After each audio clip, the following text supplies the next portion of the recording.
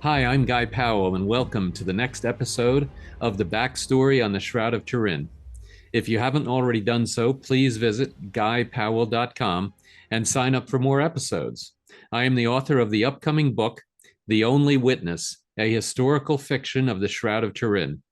It traces a possible yet plausible history of the Shroud over the last 2 millennia.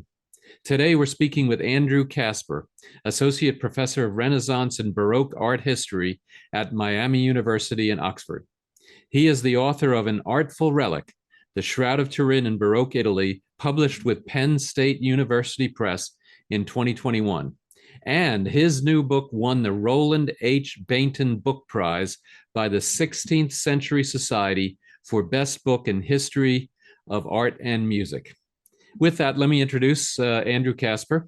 As I mentioned, he is professor of Renaissance and Baroque art history at Miami University in Oxford, Ohio, where he specializes in late 16th and 17th century religious imagery in Italy. His research on the Shroud of Turin has resulted in numerous works of scholarship, but most notably his latest book, An Artful Relic, The Shroud of Turin in Baroque Italy, published with Penn State University Press in 2021.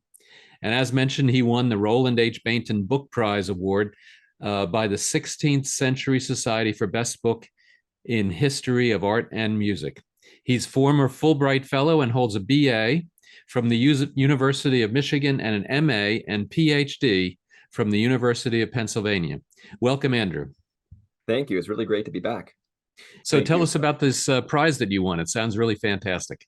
Yeah, the Roland H. Bainton Book Prize is awarded every year by the 16th Century Society, as you mentioned. And the 16th Century Society is an academic professional organization, one of the biggest academic professional organizations in my field. It kind of incorporates scholars from all over the world who study all aspects of Renaissance culture from the 1400s through the 1700s.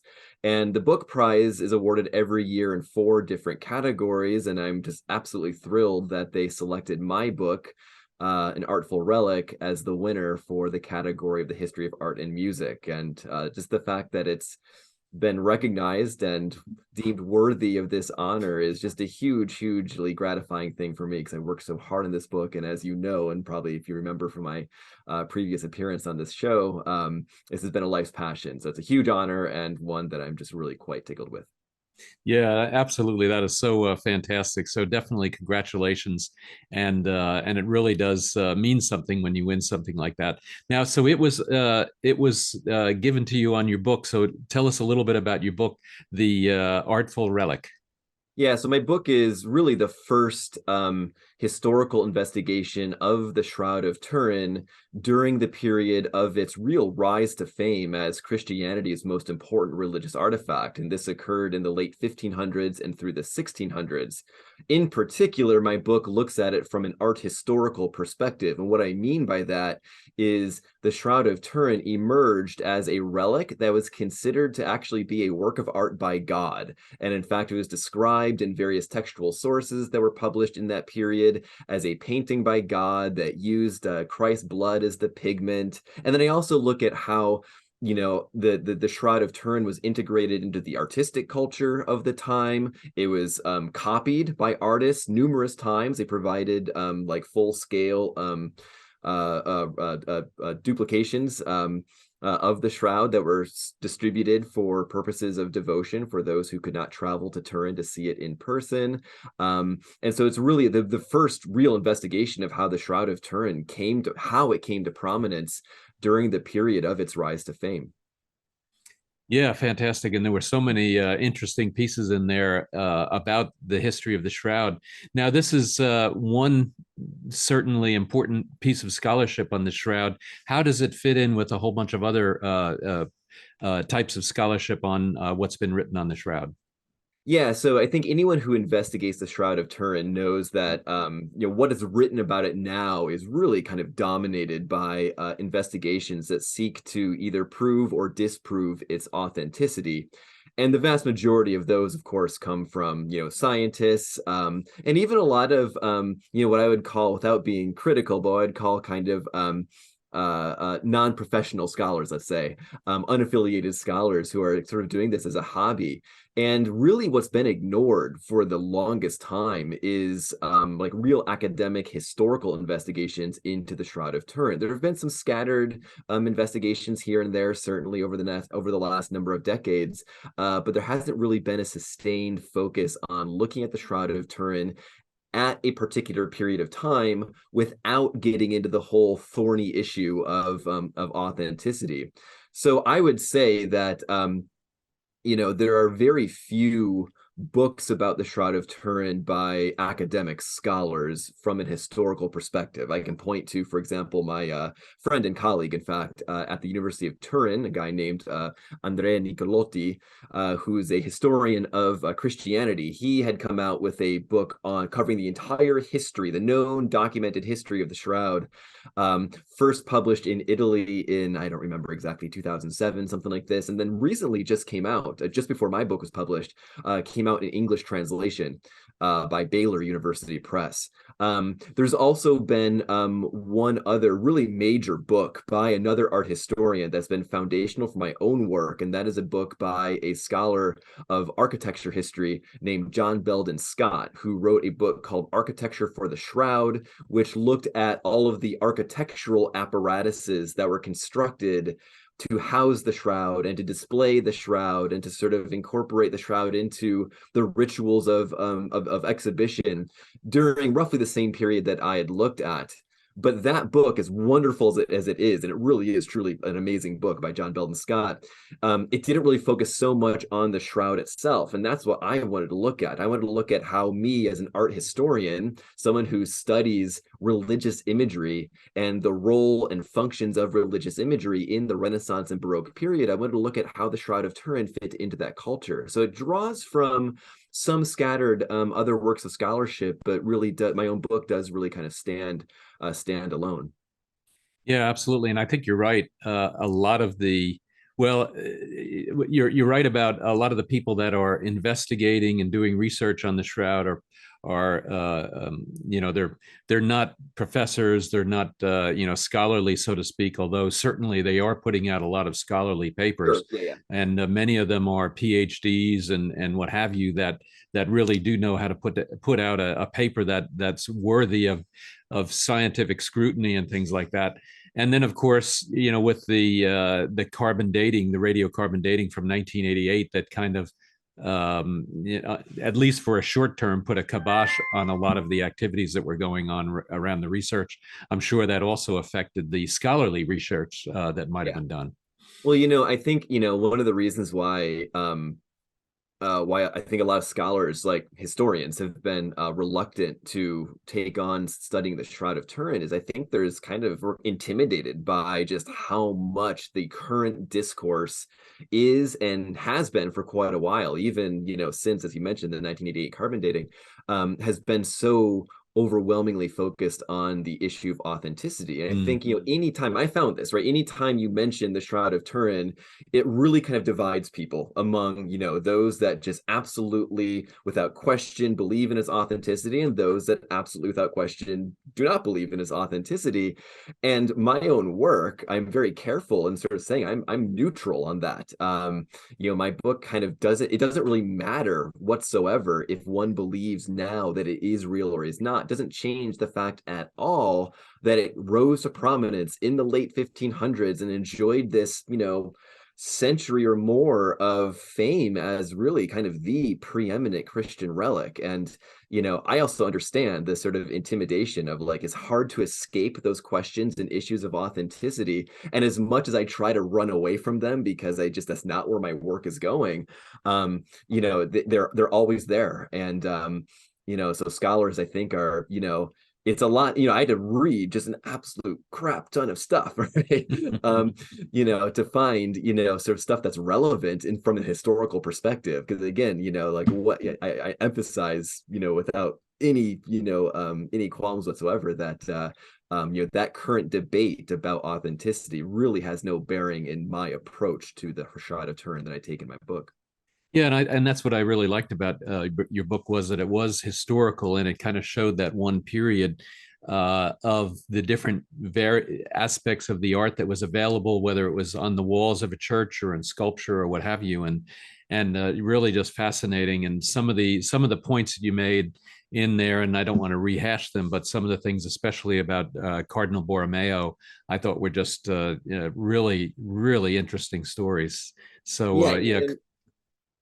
I was gonna say, yeah, a lot of that, and I feel in a lot of ways that like the time was right for my book because scholars had been looking at basically everything around the shroud, but not really looking at the shroud itself. I mean, the stage was kind of set, the way that at least the field of art history has gone is we've really kind of gone through this evolution of identity where art history of my period used to be all about like attributing painters to paintings to like the names of famous masters, without really taking into consideration really what the function of religious imagery was at that time. Like we looked at the artistic concerns but not the kind of the devotional functions of these objects. Well, in the last couple of decades, my field has completely turned towards that functionality. And so it's like now we're looking at objects and we're less concerned with who made it and more concerned with like, how did this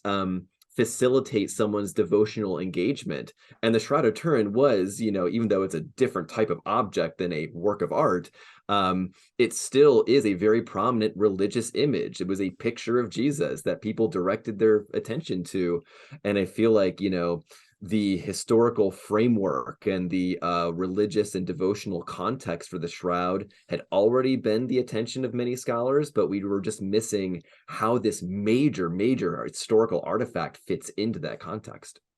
Well, and certainly I lived over in Europe for about 6 or 7 years, and the explosion of Renaissance and Baroque art, coming online, and then to your point, studying in a scholarly way, what drove a lot of those pieces, and then how did the shroud actually get inserted into different pieces of art. And some of the pictures and stories that you tell in your book really bring that out pretty well. And so kudos to you for that. Is a really good job. But on the other hand, you've got this great interest in the shroud, and then you have various copies and artwork and other things related to the shroud, and then it seems like maybe interest in the shroud today has, well, I take that back, in artwork around the shroud today has waned, whereas I think interest in the shroud itself seems to be coming back now that the radiocarbon dating has kind of been debunked. But tell us about what you think and what's going on in terms of the decline in the interest in terms of artwork related to the shroud. Yeah, I think it's just a product of today's culture, which I'm not critical of, but it's just a kind of the reality that we have such a singular fixation on what is real and what is not, what is original and what is not. And I think what falls by the wayside are the kinds of, let's say, secondary artifacts related to the shroud that just kind of people dismiss as just, mere pictures of things or just, ephemera that aren't really all that important because they're not the actual shroud itself. But one of the things I think you're alluding to is as I mentioned before, like one of two of the chapters of my book deal with the industry of making reproductions of the shroud, that artists were employed by the Savoy court in Turin in the 1600s to make full-scale, exact-ish reproductions of the Shroud of Turin, obviously using like paintbrushes, like actual artistic processes of making. And those copies at the time were really regarded as being just as powerful as the authentic shroud. And you could actually, in fact, pray to a copy, and it was almost regarded as being equal to praying to the original Shroud of Turin itself. Well, a lot of those copies still exist, but like people pay so little attention to it. As the focus has been on the Shroud of Turin as its own object and as the sort of object that can or cannot be authenticated, these other kind of secondary reproductions just kind of I mean, they're treated as these kind of curiosities that that are maybe kind of a really limited appeal.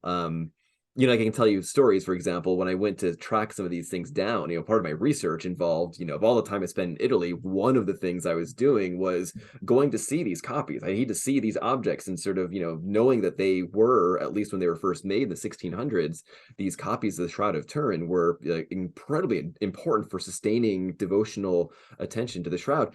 And I expected them to be treated with the same kind of reverence that they did at the time, but a lot of them are just kind of forgotten about. I'd show up at churches like, hey, guess what? You have this copy of the Shroud. They're like, oh yeah, I guess we do, or you expect it to be displayed, in a kind of in an altar. And many of them are just kind of, these curiosities that I had a priest at the cathedral in Bologna, who was helping me when I went to the church to see their shroud copy. And their shroud copy dates from the mid 1600s, so it's almost 400 years old.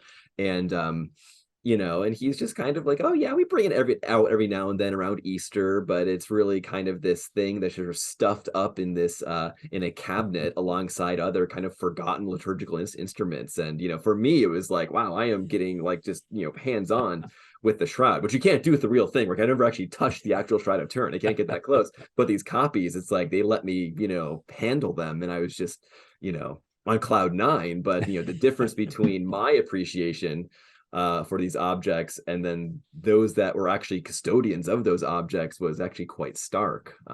Yeah, kind of. Yeah, that is so fascinating. You wonder nowadays, you look at a Xerox machine, a copy machine, and you can make copies of anything. You could make these beautiful, full color copies, and plus there's so many videos of the actual thing that you wonder if especially now for, I guess, modern times or post-industrial times or high-tech times, whatever it is, now just go to the video. You don't need a painted copy of something. You just go to the video, and online there's probably hundreds and hundreds of videos of the Shroud of Turin itself.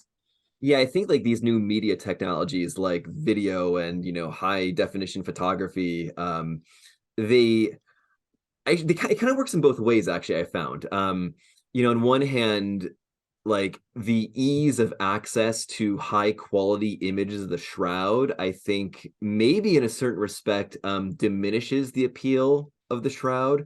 But on the other hand, there's ways in which these new media technologies can themselves be seen as these reverential, almost sacred copies in their own right. And this is borne out, for example, in this is something I don't talk about in my book, but during the 2 years at the height of the COVID pandemic, both in 2020 and also in 2021, there were virtual exhibitions of the Shroud of Turin where the actual shroud was basically broadcast on TV and through Facebook and YouTube. They were live broadcast on Easter weekend on both of those years, and they drew humongous crowds of internet worshipers, millions, yeah. And you ask, well, anybody like I right now could on my phone just like Google Shroud of Turin and get a high quality image or a video. And even those broadcasts from Easter of 2021 and 2022, they're archived. You can go and view those anytime you want. But the live experience, even when mediated through media technology, still in some circumstances seems to hold some appeal. The other thing too is we can maybe talk more about this later, but there are like just recently there's like these new copies that are being produced that claim rightfully to be the most exact possible copies of the Shroud of Turin that could be produced, and they're really kind of produced to be these objects that kind of carry some semblance of the original, even as they're just photographic duplications. But yeah, so it kind of goes both ways. Like the ease of access kind of diffuses a little bit the shroud, and therefore maybe diminishes the experience of the original. But at the same time, it can also sustain its own sort of attention, just because now we can see these things with really, really high levels of detail. Right. Well, and actually, when you and I met at the Museum of the Bible, they had one of those highly detailed, very accurate copies there, and it was mesmerizing for me just to sit there and look at it and just to be able to see it that close up. And no question that the videos do a great job at reproducing what the shroud actually looks like, and you can get the close in and far out and be able to see different aspects of it, and potentially having a docent or somebody explain what each of the different pieces mean.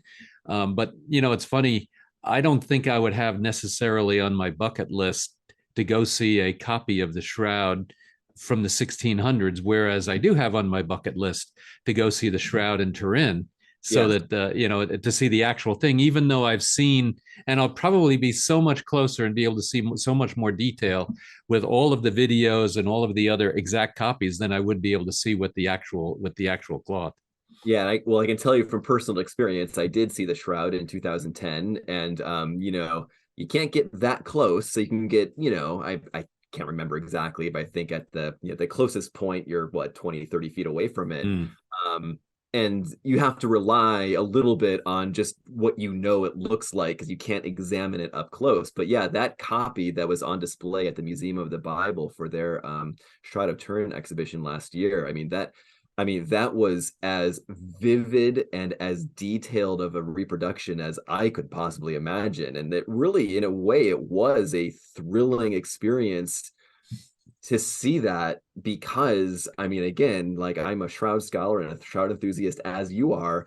I know what the shroud looks like in quite a bit of detail. We probably have, we're like in the 99th percentile of people across Yep. the world that sort of know the, familiarity with the shroud. But like, seeing that reproduction up close, just examining it, offered a kind of experience that you can't have when seeing the original, because they don't let you get Mm. that close.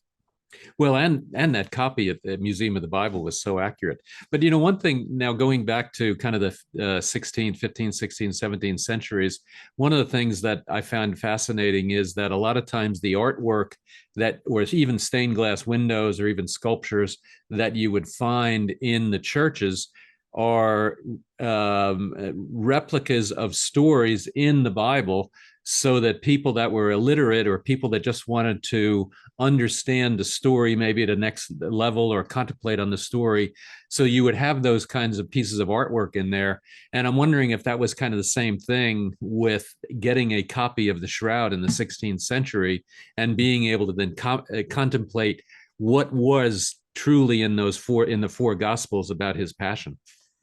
Yeah, it's an interesting thing, because as everyone will tell you, the Shroud of Turin is at best obliquely referenced in the gospel accounts of Christ's passion, right?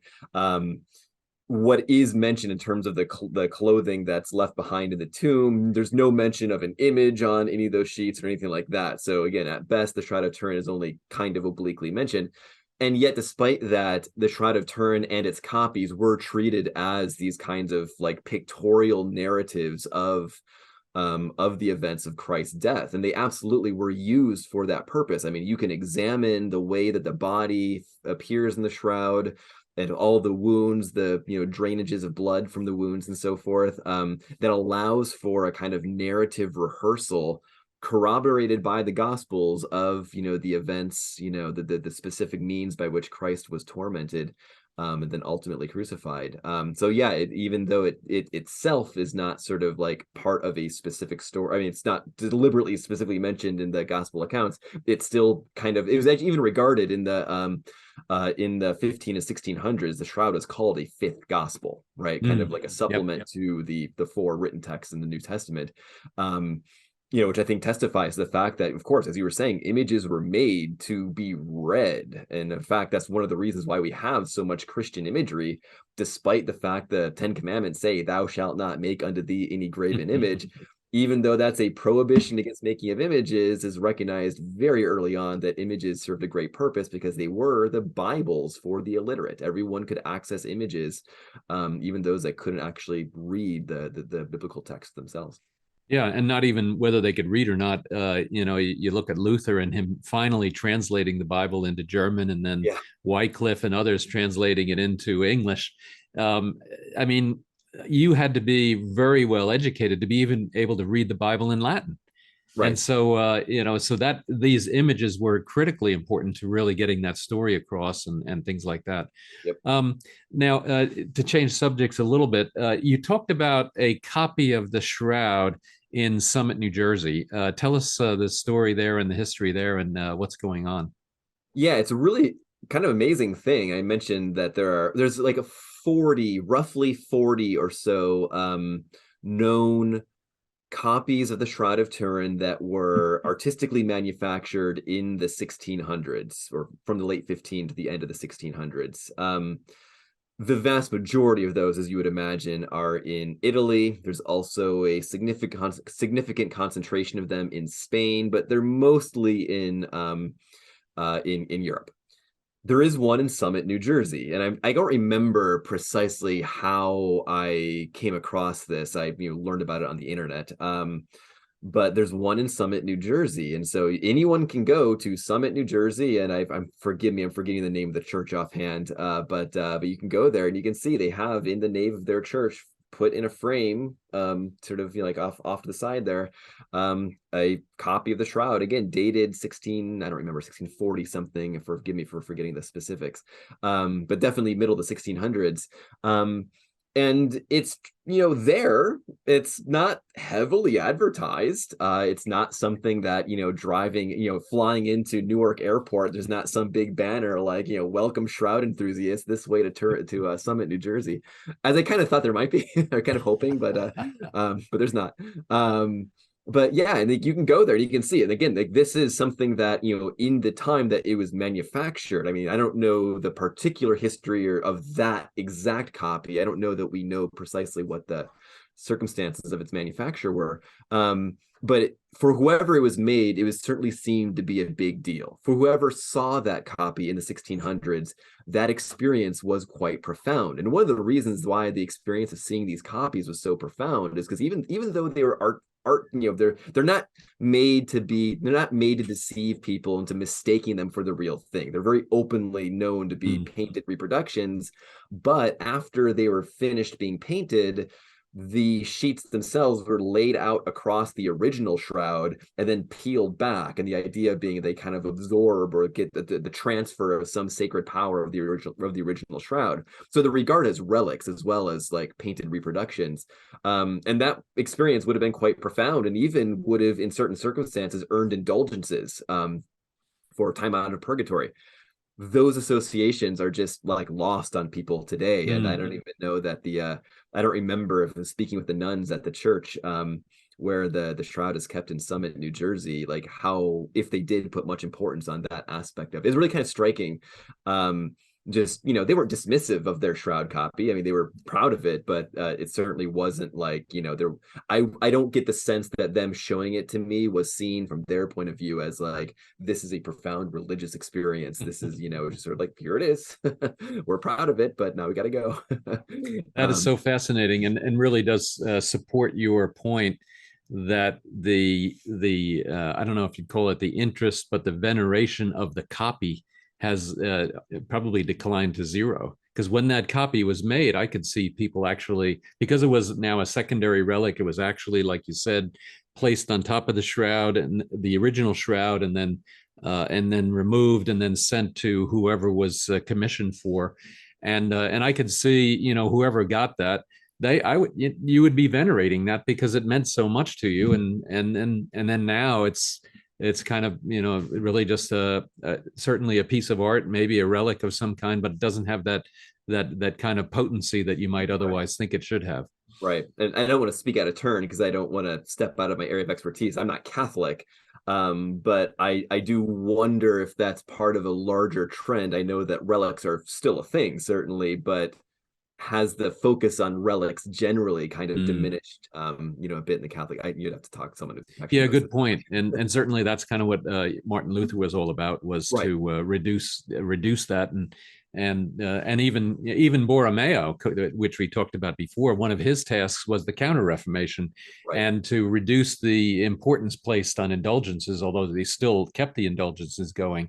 Nevertheless, the importance of them diminished even in his time. Yeah. And as he was leading the charge for the Counter-Reformation. Right.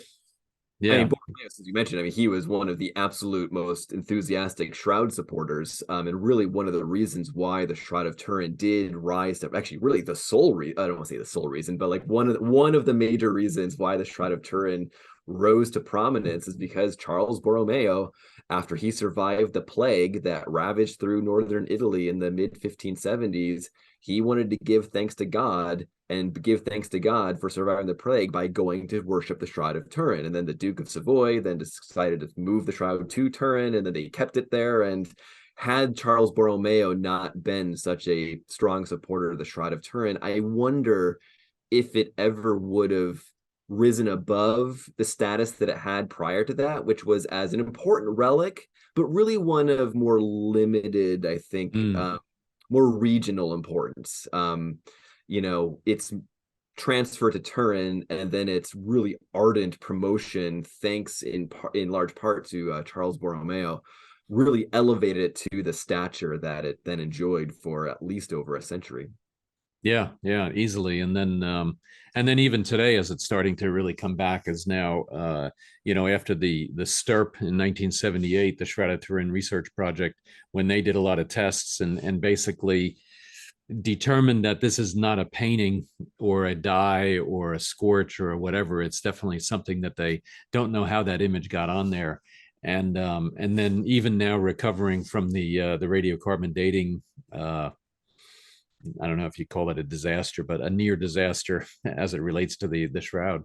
Very fascinating. Now, the other thing that's interesting, I mean, there are all these relics, and certainly there are a handful of cloths, and there's the Sudarium of Oviedo, and then there's the Veil of Veronica. Tell us about how the Veil of Veronica and the shroud kind of fit together. Yeah, so I think the Veil of Veronica had always been more famous as a relic in the medieval period and into the Renaissance and Baroque period. The Veronica, for those that may not know, that is a cloth that Jesus had supposedly used to wipe his face when he was carrying the cross to the site of his crucifixion. And that had been a famous relic in Rome. Like, when he wiped his face off, then it transferred miraculously transferred the image of his face to this cloth, and that was a major relic in Rome going back into the medieval period. And it's related to the Shroud of Turin because, like the shroud, the Veronica is a piece of cloth that was basically stamped with the impression or the likeness of part of Christ's body. But what's interesting is there are significant points in the history of the Shroud of Turin where the two were kind of confused for each other. And very often I found when, going to archives and reading old texts from the 15 and 1600s, they'll often swap in and out what are otherwise pretty distinct terminologies for the shroud and for the Veronica. The Veronica is the cloth of the Veronica had always been called the Sudarium. And then the shroud is called the sindone, which is basically from the Greek word for burial linen. Well, sometimes you'll find the Veronica referred to as sindone, and then the shroud referred to as sudarium. And it sort of took a little bit of extra reading to realize, oh, wait, they're using the term for the other one, but describing, the other one. But there's constant points of confusion of those two relics. I would say today, and I'm only speaking in generalizations here, but I would say today, probably for most people, the Shroud of Turin is probably more prominent than what the Veronica is. And in fact, we don't even know like the status of the Veronica today. That the Vatican is a little bit secretive about it. There's reports in the 1500s that the Veronica was lost in the sack of Rome of 1532. And there are eyewitness reports that say the German soldiers basically took it and they were parading it through all the taverns of Rome, and it got destroyed or lost. And then it kind of reappears later in the 1500s and is sort of exhibited as oh wait, no, here it is. And then it was locked away. Whatever was exhibited as the Veronica in the late 15 and into the early late 1500s into the 1600s was then locked away into one of the pillars of St. Peter's Basilica. And it is every now and then brought out, but it's never really emphasized as, oh yeah, this is the original Veronica. It's just kind of very, sort of hush hush, here's this thing. And so today, I think the Veronica is really, it doesn't really hit the, I don't think people's radars for sacred objects go off quite as loudly for the Mm. Veronica as do for the Shroud. And really a lot of, because the Shroud has been, as you mentioned, Stirp and, other um, investigations, like where there have been very prominent opportunities for people to study the Shroud up close and directly, physically, and the Veronica just has not been, or whatever the thing that is sometimes regarded as the Veronica still today has never been open to any kind of close Mm. scrutiny at all. Yeah, it is so fascinating because and I didn't know this until a couple of weeks ago, or maybe a couple of months ago. But the one of the, I think it's French, that doesn't have a separate word for face cloth versus burial shroud, and so they use the same word for both, Yeah, and that also led to confusion. yeah, And I guess maybe the Veil of Veronica also, would lead to confusion because if it's called the Sudarium, and yet you have the Sudarium in Oviedo, which is actually the face cloth that covered, or it's, believed to be the face cloth that fully covered his head, yeah, that that all three of them now could be easily confused. yeah, And given that there's relatively little communications, it's not like I can go on the internet in the 1500s and look the things up. So right. I could see easily where things would get confused. And unfortunately, that confusion leads to the anti-authenticists, those that don't believe the shroud is real. It gives them fodder for, pointing to it and say, no, no, no, that's where it says that it's not the shroud. Well, that's where John Calvin was basically, he could dismiss all of these supposed, relics of Jesus, the Veronica, the Shroud, or otherwise. He said, look, there's just all of these competing objects that all claim to be the same thing. Well, if they all claim to be the same thing, then none of them are real. And, Mm, it's kind of a shrewd, sort of philosophical argument that he's making there. Like, well, if to uphold the originality of one would be to deny all the others. Well, all of mm, them had been denied then if they all, so it's like he basically says, yep. therefore they're all fraudulent. There's another interesting case which I've also written about.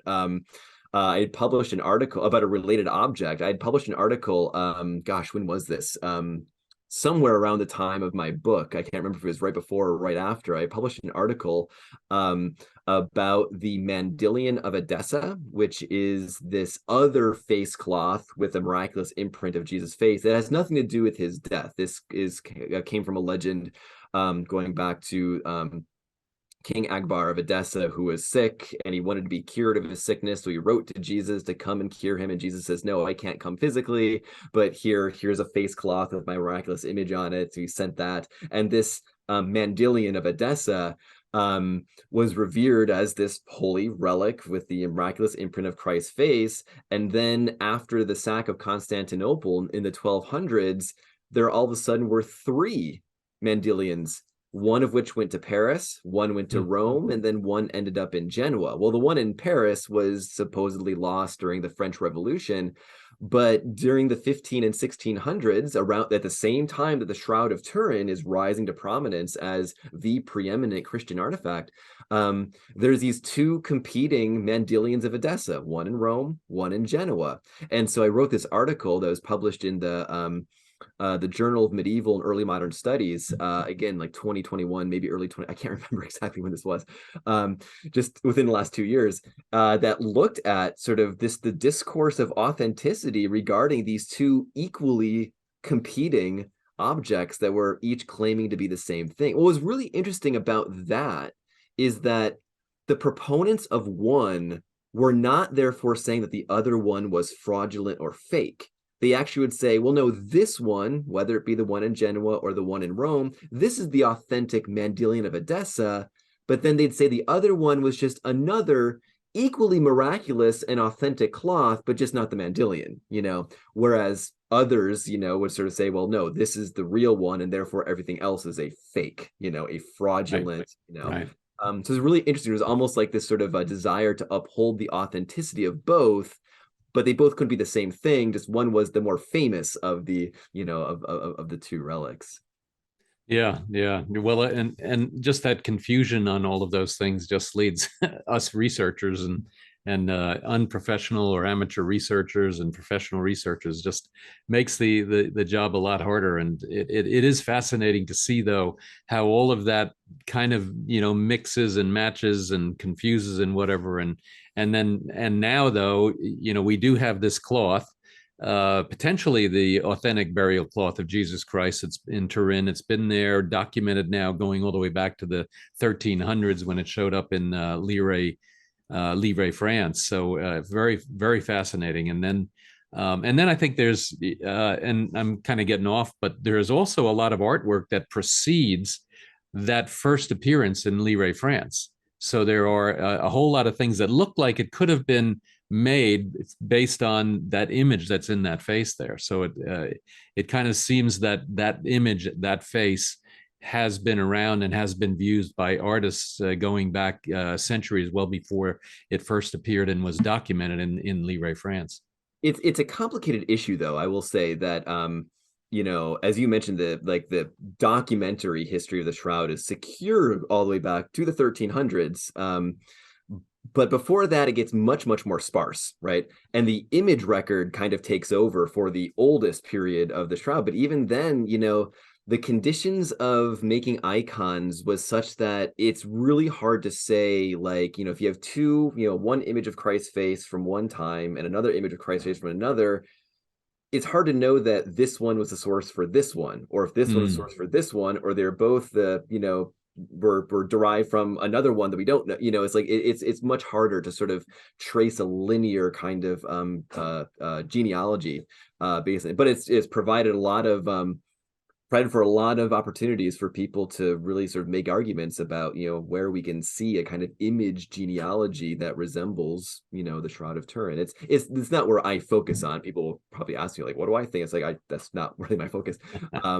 Just I know, as an art historian, I know that there's actually there's a lot of studies that try to do that are kind of missing some key complications that might throw a wrench into the whole thing. But nonetheless, it's a tantalizing opportunity, as you mentioned, for scholars and enthusiasts, amateur or otherwise, to try to make something of their interest in shroud. Right. Well, and it definitely seems that way. But I think that's kind of the fun of it, is when you don't have that actual documented history, and even the documented history can sometimes be either misleading or even erroneous. To your point about the Sidarium being confused with the shroud, being confused with the Veil of Veronica, being confused with all these different cloths, that even that may not get it right. Right. And so you have to also interpret. You also have to interpret those writings carefully as well. I think there's a tendency. We all had to learn to resist this tendency when I was, training as an historian and getting my PhD, that, like, we look at old text as somehow they never lie. They're never wrong. But people were just as fallible back then as we are now. And so you have to sort of, allow for, okay, where could there be an opportunity for something that is either just a plain honest mistake, or a dishonest, effort to defraud people. I mean, people were dishonest then as they are now. So, you have to sort of keep in mind that it's not like, there's never a period in human history where everything that was written down is the unassailable truth, right? We have to treat it with the same sort of, skepticism, or at least, the same kind of, care, I guess, and caution. As we might today. Someone writing a blog post on the internet, they can say whatever they want. Well, guess what? Someone writing in parchment in the 1400s can also say whatever they want. So you have to sort of be open to sort of sniffing out when there's things that might not be what they purport to be. Yeah, exactly. So what other kind of interests or developments do you see coming forward on the shroud here over the next couple of years, or in the next decade or so? Yeah, there's been some really, again, I think the whole controversy into authenticity. I'm using the word controversy because I just simply don't want to delve into it. I don't want to endorse it either. That's just not my interest whatsoever. Those will continue forever. Forever, absolutely. Well, I don't, and to your point on that, if I can interject, I don't think it will ever be 100% proven that the cloth in Turin is the actual burial cloth of Jesus Christ. It'll be 98% or 93% or something like that, but it'll never be 99.99999. true. Honestly, no one on either side. It's not the slam dunk that people on both sides think it is, right? It's Right, there's right. self-canceling out sort of anyway, but so those will continue. But I think there's some really interesting things that have been happening. I mentioned, that as we were talking about, there's that like really, really high resolution copy of the shroud that was on display at the Museum of the Bible. That's actually part of a really fascinating project that I'm also publishing an article on that's going to be coming out in an academic journal in the next year or so. That's part of a project that began in 2020, where there was an effort to try to come up with the most accurate possible reproduction of the shroud. And what they did then is the organization that was in charge of this did research into the cultivation of what they believed was the strain of linen, like linen that was possibly the strain that was common 2,000 years ago. They grew it into a field and they sort of wove from this authentic 2,000-year-old strain of linen these sheets of linen. They replicated the very characteristic weaving patterns of the actual shroud. The Shroud of Turin has which is another source of controversy, right? The herringbone, the three over one herringbone weave. Exactly. Yeah. So they wove it into that exact same pattern, and then they took these sheets and took them to a like this gigantic industrial printing shop, and with a digital file of an image of the shroud that I don't remember what the stat is, but like amounts to something like 3 whole CDs worth of data. They were then printed onto this sheet the single most optically detailed rendering of the shroud, all of its markings, all of the burn holes, everything in just minute detail. And the effort again is to create the most like realistic reproductions possible. And they're doing this in limited numbers, which I think is fascinating, because in theory you could just produce as many of those as you want, but they're deliberately keeping them in limited numbers so that they themselves maintain some kind of special aura of authenticity, right? The one that went to the Museum of the Bible, which was on display at the exhibition, which if I'm not mistaken, is actually part of their now, like, was given to the Museum of the Bible for their permanent collection.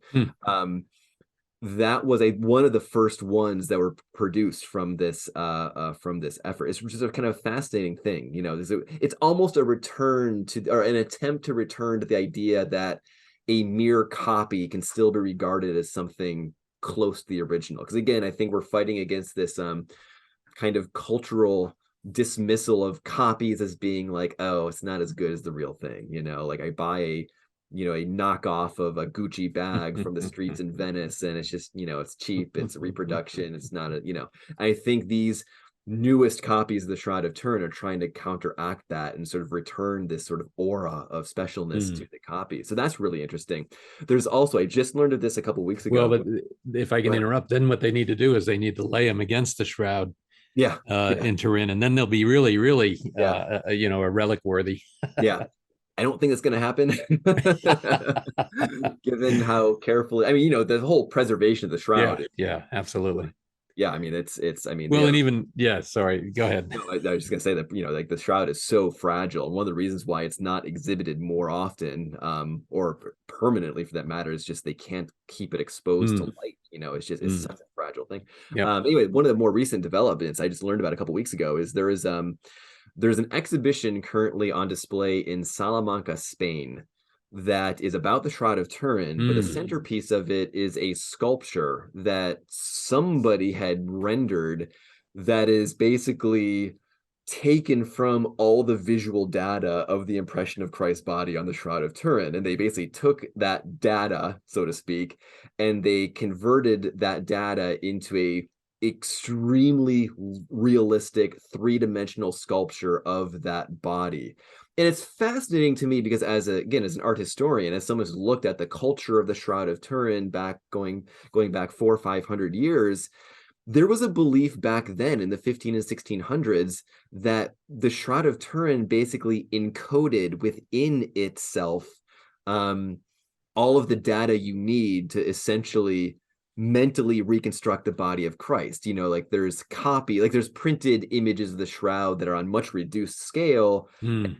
printed on those sheets of paper, that the dimensions of the sheet of paper are like let's say seventh the actual length of the shroud. And like, this idea that the Shroud of Turin sort of contains within it all of the codes that you need, or all the data you need to sort of bring the entire full body into existence. And this is now happening. It's actually one of a number of projects of sculptures made based on the impression of the body of Christ on the actual shroud. And I think it's just kind of there's these instances, therefore, that we're kind of returning to these older ideas about what the Shroud of Turin is, which I think is really interesting. I know nothing beyond that about this. Like, I just learned about this exhibition in Salamanca, but I understand it's going to be then traveling elsewhere. Well, it is that sculpture, and I saw the video on that as well, and it's on my website, the link to that, and it is really impressive. And it even has like where and how the feet were positioned, Right. with I guess with rigor mortis, because based on the way he died, and then the knees, and then it has, of course, all of the scourge wounds and everything else. It is hard to believe how, if to your point, if the shroud incorporated all of the data that you needed to build a 3D image, which it seems to may have done, not 100%, but to a large extent, then this sculpture is then a replication of all of that data, to be able to show a 3D full-size, life-size thing with all the markings and everything. And it is just it's phenomenal. I mean, and whether, whatever someone feels about whether that's a, valid project or not, like, I feel like it's another way in which the Shroud of Turin just sustains all sorts of interest. I mean, you can look at it from a theological perspective, an historical perspective, an art historical perspective, from a forensic perspective. You can actually investigate it as sort of evidence to reconstruct what had occurred. I mean, it's just, I don't know that there is an object that facilitates such a broad variety of ways of studying and ways of drawing information out of it. And that goes beyond whether one believes it's real or not, like, there, your one's motivations for studying the shroud can be various, but like, just the fact that you have something that can be been looked at over history by botanists, by chemists, by physicists, and by medical professionals, and like, what other object has been looked at from so many fields of study as the Shroud of Turin? I really, I don't know that I can't come up with another one. Although I agreed, and but to your point as well, when the original copies were made in the 15th and 16th centuries of the shroud, and then given to whoever was commissioned for this sculpture in Salamanca, for a Christian that may never get a chance to visit Turin, is a way for them to say, to see that. And to your point of, the shroud being potentially the fifth gospel of the Bible, then now they can actually see what was maybe underlying that, and really understand those gospel passages replicating the passion. And then there it is in 3D, in 3D, as to what actually happened.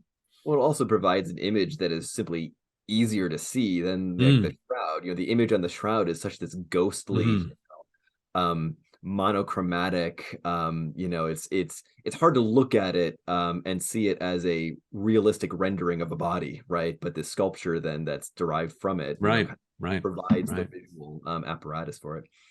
Yeah, fantastic. Well, as much as I'd like to keep going, we do need to cut this off. Is there anything else that you'd like to talk about before we close? No, I don't think, except maybe where people can buy my book. Absolutely. So where can people buy your book?